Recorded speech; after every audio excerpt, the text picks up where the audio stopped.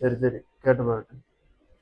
ஏய், இது வைகுந்தேரம் நமக்கு ஷாப்பிங் போலாமா? ஷாப்பிங்கா? எதுக்கு? ஏய், நெக்ஸ்ட் மந்த் ஒரு பர்த்டே வருது இல்லையா, வா ட்ரெஸ் எடுத்துட்டு வருவோம். ஓ, ஆமால. சரி போயிட்டு வந்துடலாம். சரி, எந்த டைமிங்னு சொல்லு, நான் அக்காக்கு ஃபோன் அடிச்சு சொல்லுவேன். அக்காவா?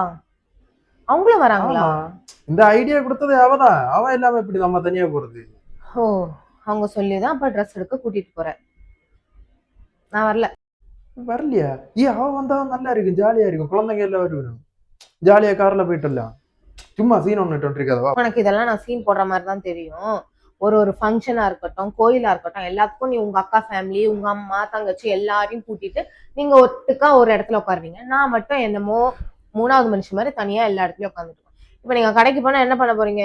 உங்க அக்கா செலக்ட் பண்ணுவாங்க, அதான் நான் எடுத்து போடணும். நான் செலக்ட் பண்றது என்ன எடுக்க போறேன்? இல்ல இல்ல, அப்புறம் எதுக்கு நான்? நீங்களே போயிட்டு வாங்க.